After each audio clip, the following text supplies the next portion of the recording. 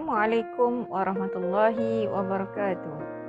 Murid-murid, kali ini Ustazah akan berkongsi berkenaan satu program Pusat Sumber Ibnu Battuta berkenaan pameran bertema. Apa itu pameran bertema?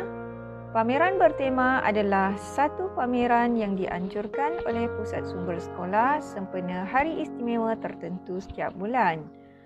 Pada bulan Mac ini bertepatan dengan peristiwa Isra' dan Mi'raj yang disambut pada 27 Rejab yang lalu, Pusat Sumber Sekolah telah mengangkat peristiwa besar ini sebagai pameran bertema bagi bulan ini. Sebelum kita menelusuri dengan lebih terperinci berkenaan peristiwa Isra' Mi'raj ini, mari kita ketahui dahulu apa itu Isra' Mi'raj. Mengapa peristiwa Isra' Mi'raj terjadi? Dan apakah pengajaran yang boleh diambil daripada peristiwa Isra' dan Mi'raj ini? Murid-murid, Isra' bermaksud perjalanan Rasulullah SAW pada malam hari dari Masjidil Haram ke Masjidil Aqsa dengan menunggang seekor binatang daripada syurga yang dipanggil Buraq. Sementara Mi'raj pula merujuk kepada perjalanan Rasulullah SAW merentas 7 lapisan langit hingga sampai ke Sidratul Muntaha bertemu Allah Subhanahu wa taala. Peristiwa Isra' Mi'raj ini terjadi kerana beberapa peristiwa sedih yang telah dilalui oleh Rasulullah SAW. Apakah peristiwa sedih tersebut? Pertama, penentangan dakwah Rasulullah SAW yang membawa kepada peristiwa Bani Hashim dipulaukan selama 3 tahun. Inilah peristiwa sedih yang pertama dialami oleh baginda Nabi Muhammad SAW. Kedua, kewafatan bapa saudara Rasulullah SAW iaitu Abu Talib yang banyak menyokong kerja dakwah baginda. Peristiwa sedih yang ketiga pula ialah kewafatan isteri baginda Rasulullah SAW iaitu Sayyidatina Khadijah binti Khuwailid. Sayyidatina Khadijah binti Khuwailid ini telah meninggal dunia selepas 3 hari kematian Abu Talib sehingga tahun tersebut dikenali sebagai Amul Huzni ataupun tahun kesedihan.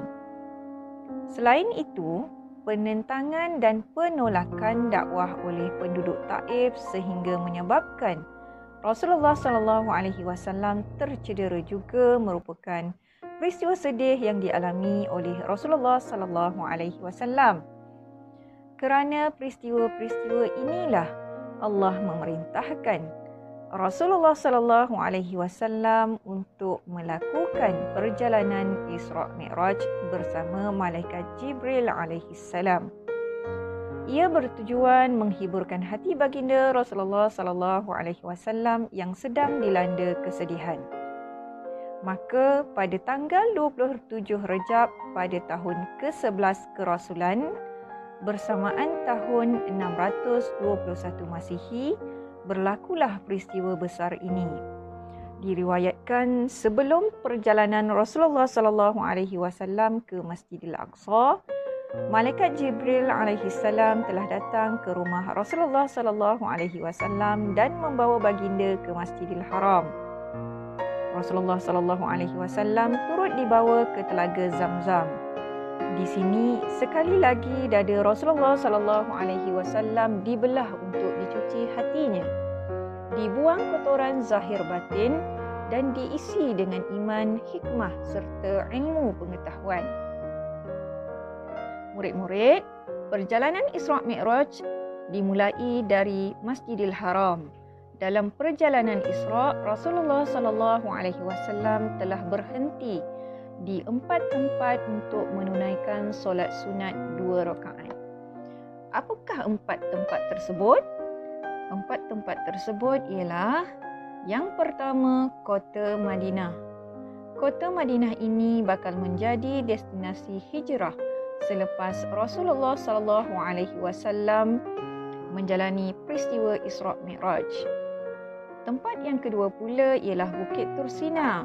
Tempat ini adalah tempat di mana Nabi Musa alaihissalam pernah bercakap secara langsung dengan Allah Subhanahu wa taala.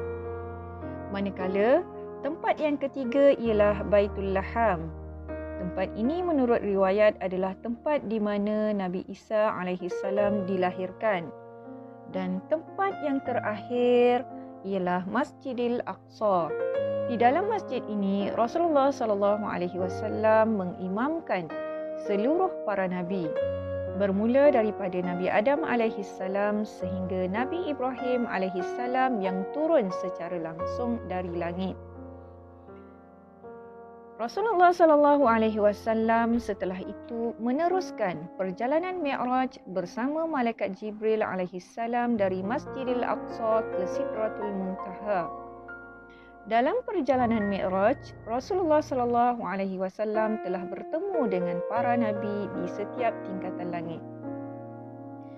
Di langit pertama, Rasulullah sallallahu alaihi wasallam bertemu dengan Nabi Adam alaihissalam. Di langit kedua, bertemu dengan Nabi Isa dan Nabi Yahya alaihimassalam. Di langit ketiga, bertemu Nabi Yusuf alaihissalam. Di langit keempat, bertemu dengan Nabi Idris alaihissalam. Manakala di langit kelima, bertemu dengan Nabi Harun alaihissalam. Di langit keenam pula, bertemu dengan Nabi Musa alaihissalam. Manakala di langit ketujuh, bertemu dengan Nabi Ibrahim alaihissalam. Selepas melalui 7 lapisan langit ini, Rasulullah sallallahu alaihi wasallam menuju ke Sidratul Muntaha untuk bertemu Allah Subhanahu wa taala. Di sinilah Rasulullah sallallahu alaihi wasallam menerima pensyariatan solat sebanyak 50 waktu sehari semalam. Setelah selesai berbicara dengan Allah, Rasulullah sallallahu alaihi wasallam pun turun ke bumi. Dalam perjalanan turun di langit yang keenam, Rasulullah sallallahu alaihi wasallam telah ditegur oleh Nabi Musa alaihissalam. Nabi Musa alaihissalam bertanyakan berkenaan pensyariatan solat yang diarahkan oleh Allah Subhanahu wa taala. Setelah diterangkan jumlah waktu yang diperintahkan oleh Allah Subhanahu wa taala, Nabi Musa alaihissalam meminta agar Rasulullah sallallahu alaihi wasallam kembali bertemu Allah bagi meminta keringanan dan pengurangan waktu solat, kerana baginda Nabi Musa alaihissalam bimbang akan umat Rasulullah sallallahu alaihi wasallam yang tidak akan mampu melaksanakannya. Kerana permintaan Nabi Musa alaihissalam ini, maka Rasulullah sallallahu alaihi wasallam telah berulang kali turun naik ke langit menghadap Allah Azza wa Jalla meminta agar waktu solat dikurangkan. Allah memperkenankan permintaan Rasulullah sallallahu alaihi wasallam dengan mengurangkan bilangan waktu solat kepada 5 waktu sehari semalam. Namun istimewanya, pahala solat 5 waktu ini tetap sama dengan pensyariatan awal, iaitu 50 waktu. Murid-murid, apakah pengajaran yang boleh diambil daripada peristiwa besar Isra' Mi'raj ini? Terdapat banyak pengajaran yang boleh kita ambil daripada peristiwa Isra' Mi'raj ini. Antaranya ialah kesedihan terhadap dunia, pengubatnya adalah Allah Subhanahu wa taala. Sebelum peristiwa Isra' Mi'raj, Nabi Muhammad sallallahu alaihi wasallam telah mengalami pelbagai peristiwa sedih. Baginda Nabi sallallahu alaihi wasallam telah menerima penentangan dan penolakan dakwah daripada pihak kafir Quraisy.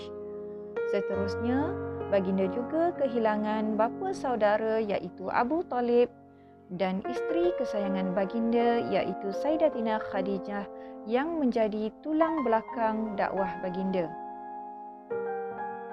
Peristiwa sedih ini telah menyebabkan Nabi Muhammad SAW berada dalam keadaan duka cita. Kemudian Allah memerintahkan Rasulullah SAW melakukan perjalanan hijrah bersama malaikat Jibril alaihissalam. Ini menunjukkan bahawa Allah adalah tempat sebaik-baik sandaran apabila kita dilanda kesedihan dan kekecewaan. Kedua, pengajaran yang boleh diambil daripada peristiwa Isra' Mi'raj ini ialah peristiwa Isra' Mi'raj merupakan satu bukti kebesaran, kekuasaan dan kehebatan Allah Subhanahu wa Ta'ala. Dalam perjalanan Isra', jarak di antara Masjidil Haram ke Masjidil Aqsa adalah lebih kurang 1,250 km. Jarak perjalanan yang jauh ini sebenarnya adalah amat mustahil bagi masyarakat Arab ketika itu. Namun Allah sangat berkuasa mampu memperjalankan Rasulullah sallallahu alaihi wasallam hanya dalam satu malam sahaja. Manakala perjalanan Mi'raj pula merupakan satu perjalanan yang tidak dapat diterima oleh akal manusia sekiranya mereka tidak beriman kepada Allah Subhanahu wa Ta'ala.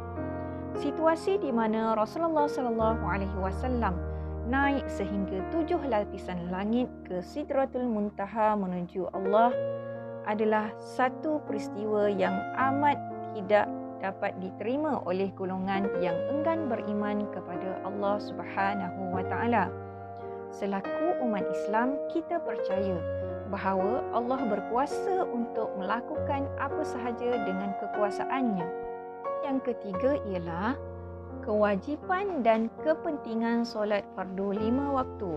Dalam peristiwa Isra' Mi'raj ini, Rasulullah sallallahu alaihi wasallam telah menerima perintah solat 5 waktu secara langsung daripada Allah tanpa melalui perantaraan. Ini membuktikan keistimewaan dan kelebihan solat fardu merupakan ibadah penting berbanding ibadah yang lain.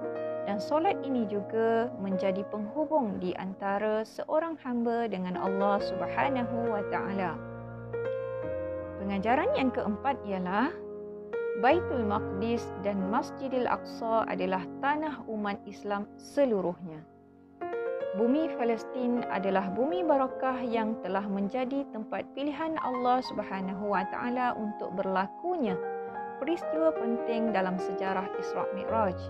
Ini menunjukkan bahawa tanah suci ini telah dimuliakan oleh Allah dan wajib bagi semua umat Islam untuk mempertahankannya. Pengajaran yang kelima ialah peristiwa Isra' Mi'raj ini juga menggambarkan gambaran kehidupan dan balasan di akhirat kelak. Dalam peristiwa Isra' Mi'raj ini, Rasulullah sallallahu alaihi wasallam telah dipertontonkan dengan pelbagai peristiwa dan balasan terhadap kehidupan umatnya ketika di dunia. Selaku umat Islam adalah amat perlu untuk kita menyedari bahawa kehidupan di dunia hanyalah sementara dan setiap amal perbuatan kita ketika di dunia akan diberi balasan di akhirat nanti. Terdapat banyak lagi pengajaran yang boleh diambil daripada peristiwa besar ini, namun Ustazah rasa cukuplah untuk perkongsian kali ini.